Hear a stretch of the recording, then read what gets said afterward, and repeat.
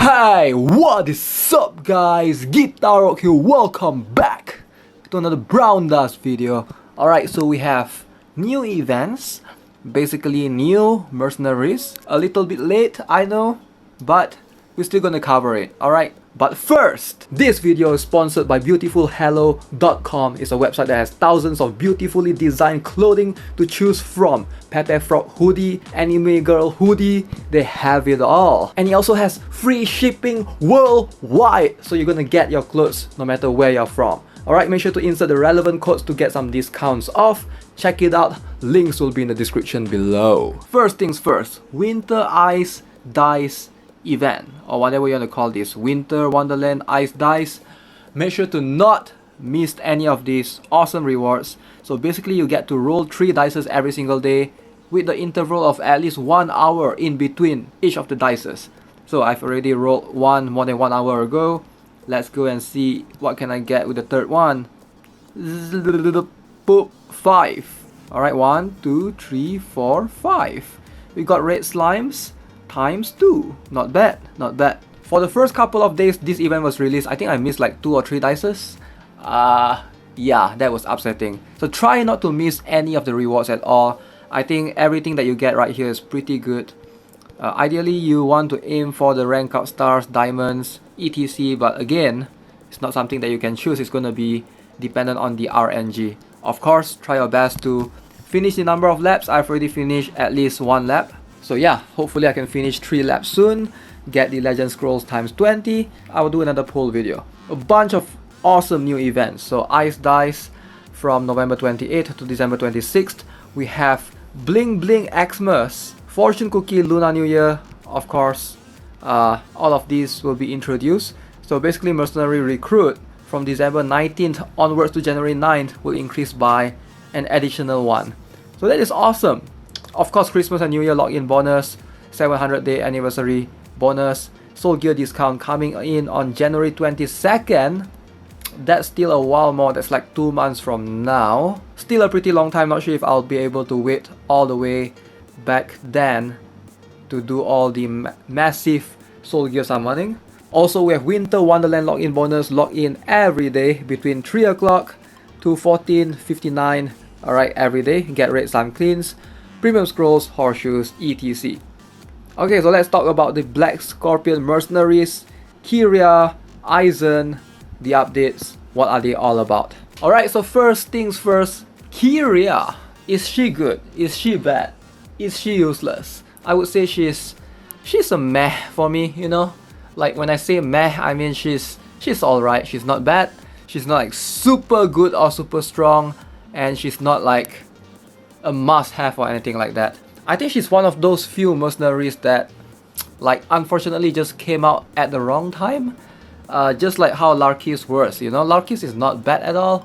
It's just like not many players will go for him because he came out in the wrong time, like just right before the 6 devils receive their rework. Alright, so same goes for Kiria. I would say probably in the Korean server when she first came out right there, many players will pull for her. But for the rest of us, majority of us, since we are on global Asia and EU server, we already know what's coming next. Benshina will be coming next, and right after that we have Glacier rework plus 15, we have Christina rework plus 15. So those candidates, those mercenaries are way stronger than her. So do you waste it on her right now, or do you wait? So that's gonna depend on individual players. Alright, but first we're gonna have a look at the skills. I'm gonna try to let you guys know, do an analysis on what she's good on, etc, things like that. Okay, so stats. This is something that I love to have a look at because most players just overlook this. She has pretty low attack, 637. That is kind of low. So let's look at Taylor, 900 attack. So Larkis has 1200. Larkis is like top 2 in terms of attack, besides Edin at 1.4. So Dali has 727. Sigmund has 821. So you get the idea. So she's like slightly on the lower end of the warriors, like not the lowest of all, but it's relatively below the midpoint of all the warriors. So attack wise, it's not really there, but you don't have to worry about attack for her stats because most of her damage is going to come from her doing crit and crit damage ideally. So she's gonna basically deal a ton of DOT, decomposition, one of the best against tanks, and just chirp them down from there, from that point onwards. So crit rate, pretty good, 10% crit rate, 50% crit damage, 50% agility, that is pretty high. That is pretty high. So ideally, because of her passive skill, her awakening skill that is, Agi before battle is gonna boost her crit rate. So, regardless of what runes you're gonna go for her, either be it Assault, Fatal or Rage, ideally you would go for Rage runes on her, which makes the most sense. I would recommend between Fatal and Rage, between those two areas. I wouldn't recommend going Assault for her, but Fatal and Rage, substat, make sure you have the Agi substat, so that you are able to benefit from getting this permanent adroitness. Alright, so let's have a look what she actually obtains at her skill level. So plus 3, she gets this buff prohibition, pretty good. So from plus 1 to plus 2, she basically increased in her damage from decomposition. Now, if you plan to just recruit her and perhaps use her in getting through the campaign, or you know, some of the evil castle stages, or just world boss reasons, right? Ogdot, I think she's gonna be pretty viable there, up to plus 3. You don't really need more than that. 6 turns of DOT, max HP every turn, 10%. Remember, DOT can crit, so the more crit damage you have, and of course, hopefully you have 100% crit rate on her, the more damage you're gonna deal. Granted that the enemy does not have DOT immunity or some sort of debuff immunity. So if they do not have those, she's gonna be pretty good. But the problem is the arena right now is filled with just plenty of debuff immune units. Alright, so warriors wise, we have Dalvi, debuff immune, Angelica, debuff immune, and even though we do not have those, like DOT immunity, I'm pretty sure Michaela is a thing. Michaela is everywhere. Alright, so her buff is gonna be insanely good in countering Kiria most of the time. So, plus 6, she gets some sort of stats reduction. Again, this is not something that, it's not going to be obvious that this is a good thing for her. Yes, it's cool that you can reduce stats of the enemies that you're hitting against, but again, stats weakening immunity is something that almost every single enemy has. It's going to be dependent on who you're trying to target. Alright, so let's see. Going on forward, plus 9, alright, 50%. Increase in damage in ultimate strike, I like it. So I do think that plus 9 up to plus 8 or plus 9, it's like a decently good stopping point if you are not able to invest further. But obviously going higher does gives you the benefit, especially at plus 12. Plus 12, insane. Crit damage, plus 75%, that's what you're gonna want to aim for. Ideally, just get that Agi before battle times crit rate boost, alongside with that crit damage increase, plus 14, even insane. Alright, even stronger, 150% crit damage. So Kiria might be one of the few mercenaries that I would not recommend going all the way to plus 15, because with wasting all the resources, getting her soul gears up and things like that, you're only going to get this attack plus 100% if the enemy dies. I don't think it's worth it. Like, it doesn't justify the value of getting her all the way up to plus 15, because you spend a lot of resources in her companion, soul gear, everything, just to get her up there, and you're only getting like, you know, like a sliver of thing, compared to something like Dalvi, for example. Dalvi from plus 14 to plus 15, that range is huge. But for Kiria, it's like, meh.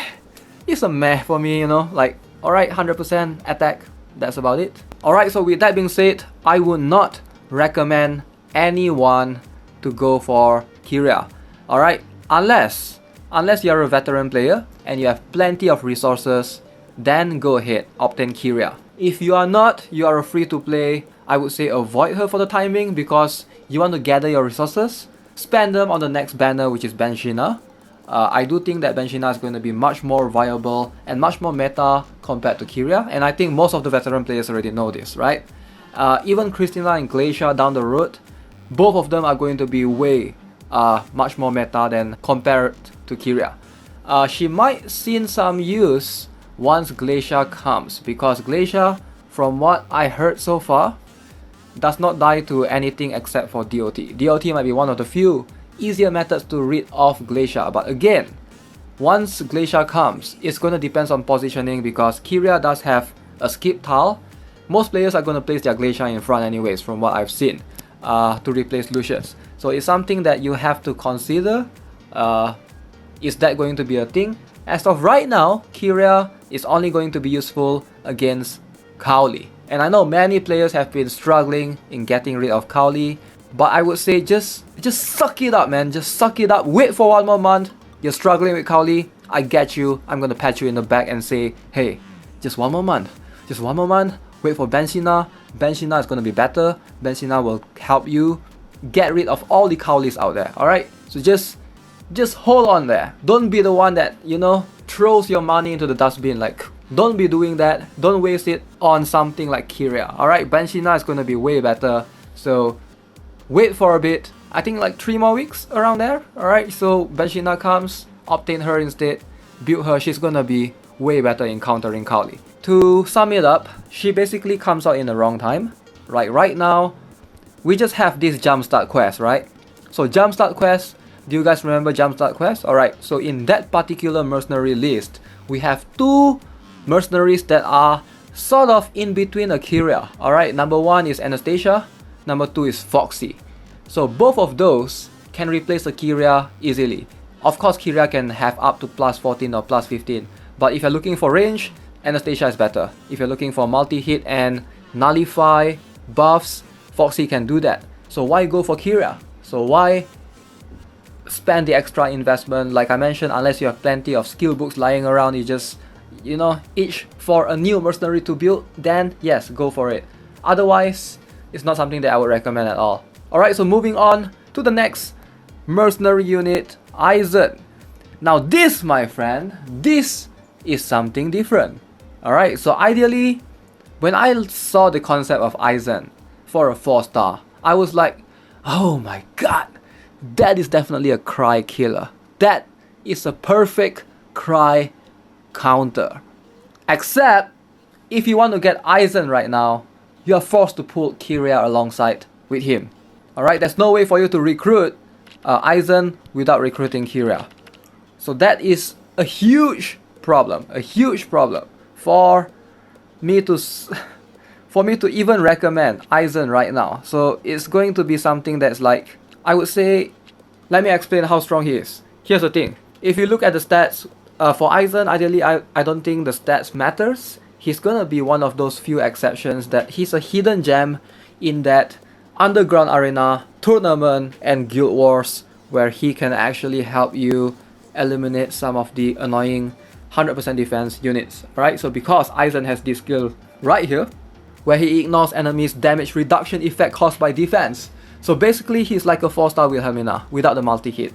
Alright, so if you guys are not familiar with it, Wilhelmina goes through 100% defense. He will consistently help you to take care of the likes of Dalvi, Angelica, easily. Alright, so ideally in Arena, I'm not sure how viable he is because most people place Lucius in front anyways. Nobody like plays Dalvi all the way in front, from what I've seen.